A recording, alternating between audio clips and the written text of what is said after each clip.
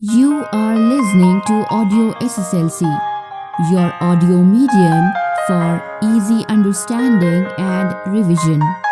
To download a copy of this recording, please visit audioSSLC.com. Lesson 9: Consumerist Culture by Cherian Alexander. Pre-reading activity.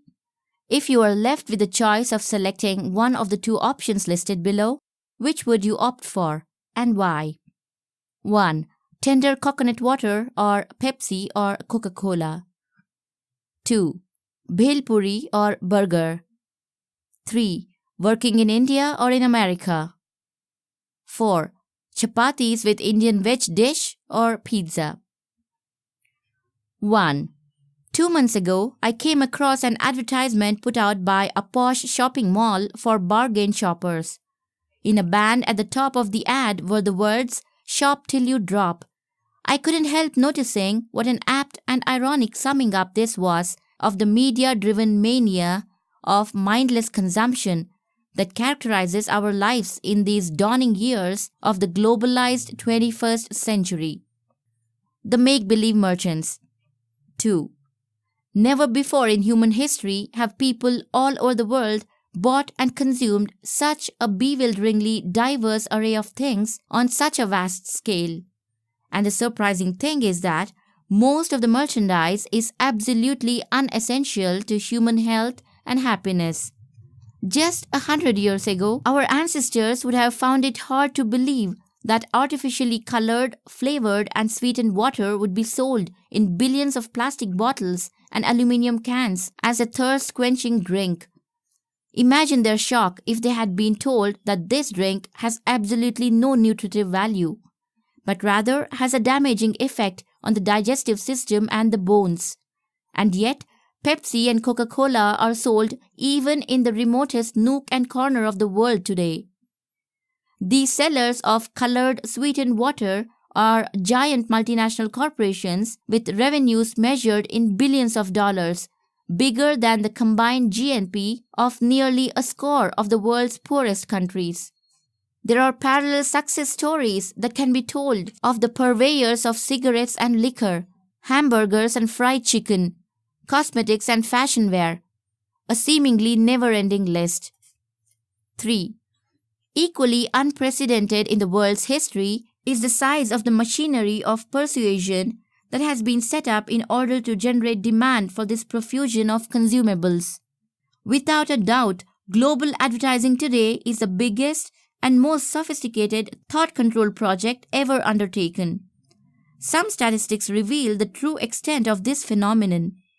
Global advertising expenditures, according to Benjamin Barber, in his book Jihad vs. Macworld 1996, rose sevenfold from 1950 to 1990, from a modest $39 billion to $256 billion. Barber adds that per capita global spending went up from $15 in 1950 to nearly $50 in 1996. One single company, the hamburger giant McDonald's, spends more than $1.4 billion each year on advertising. All these figures are huge indeed and getting bigger all the time. 4. It is obvious then that unimaginably vast amounts of money and enormous resources are being spent worldwide in an all-out effort to persuade people to become buying machines, incapable of figuring out how much of all that stuff they really need. Shopping has become more than a need. For increasing numbers of people today, it has become the chief form of entertainment, an obsessive compulsion they have little control over, and very often an end in itself. In a recent survey conducted in the United States, it was discovered that most Americans spend roughly half their leisure time watching television, and the other half, no marks for guessing, at the shopping malls, of course. The connection between the two activities is self-evident. Television commercials provide the theory, which can then be acted upon in the shopping malls. 5. Until a decade or two ago, we Indians were relatively unaffected by all this. Not any longer. Trendy, brightly lit shopping centers, overflowing with all kinds of goods and baubles, have sprouted up all over the country, even in the smaller towns. The key word now is choice. At last, say thrilled shoppers, we are beginning to get the kind of choice that people in the West have enjoyed for a long time. Nevertheless, the fascination with choice can be carried to ridiculous lengths. A young man, after his first visit to the United States, once described to me, his eyes popping out in admiration and wonder, that in America they have 83 different flavors of ice cream to choose from. He was longing for something like that to happen in India. It looks as if his dream has come true today. At least for the upper middle classes in India, the high consumption lifestyles of their first world counterparts is now well within reach, and they take to it like ducks to water. Luxury houses bursting at the seams with every imaginable material blessing are no longer rarities. For everyone whose definitions of the good life are premised upon the abundance of material possessions, the times have never been better. The tragic comedy of development. 6.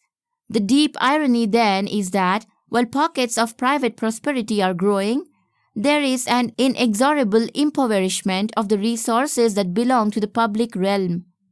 There is thus an amazing variety of sleek new car models to choose from, but the roads in our cities are in pretty bad shape and getting worse. Fashionable luxury resorts for the affluent are coming up everywhere, but lung spaces for public use, parks and playgrounds are shrinking. It is much the same story with many other services in the public domain, including transportation, healthcare, libraries, and education. The trend is to push even the most essential services into the private realm so that some company or other can make a profit on them. In the process, the poor are being pushed into becoming consumers of increasingly expensive goods and utilities. You are listening to Audio SSLC, your audio medium for easy understanding and revision. To download a copy of this recording, please visit audiosslc.com. 7.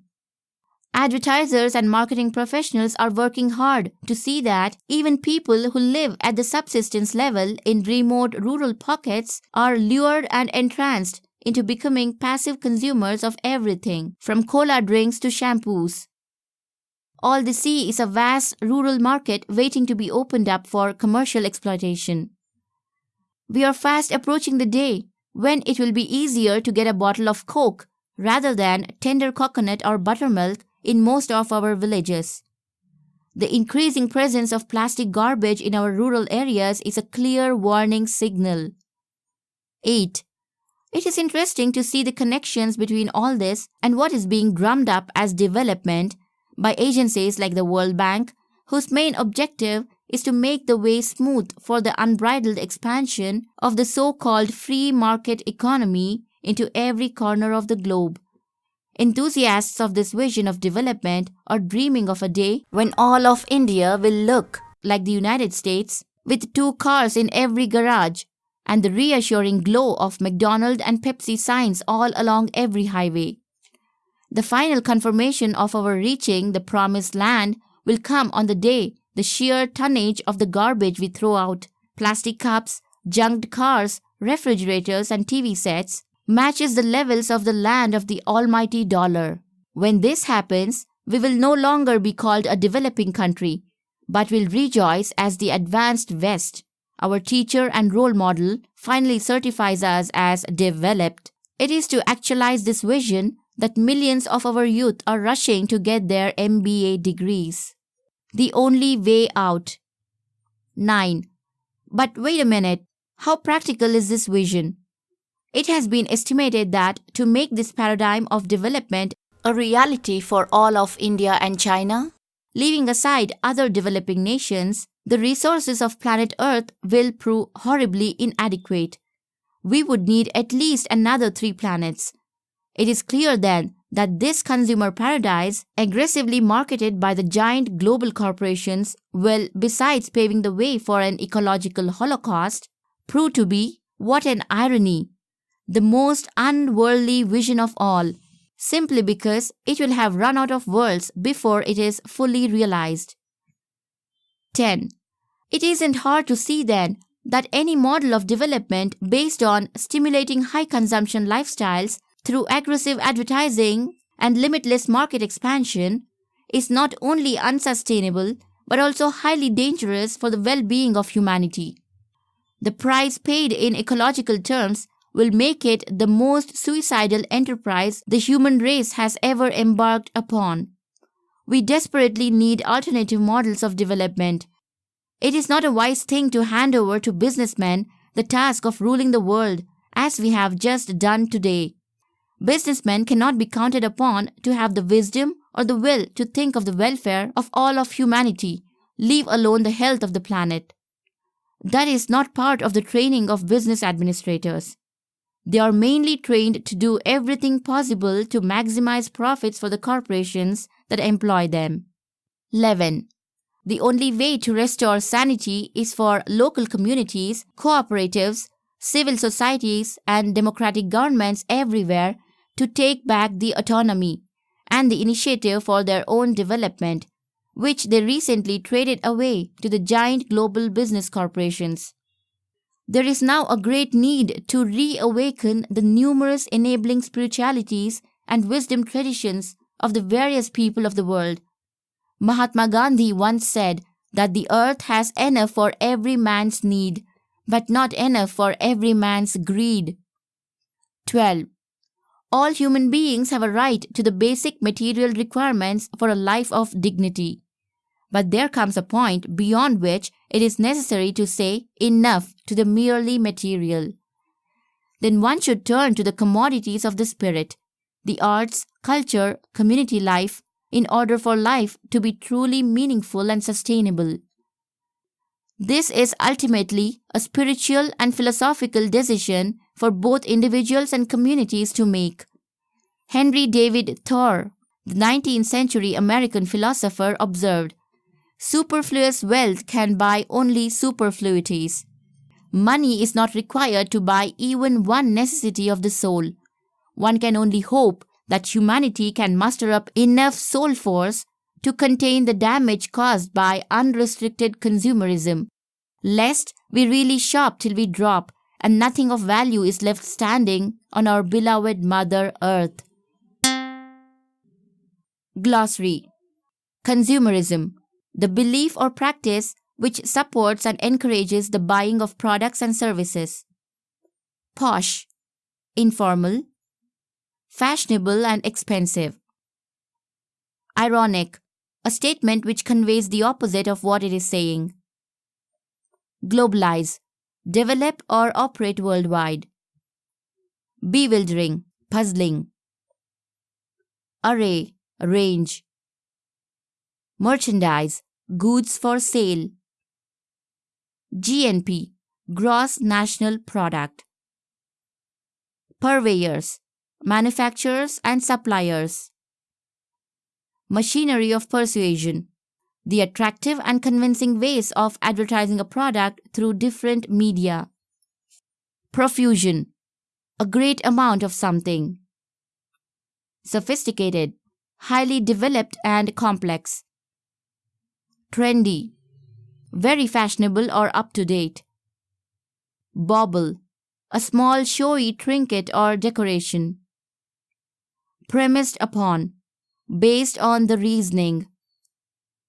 Inexorable, impossible to stop or prevent.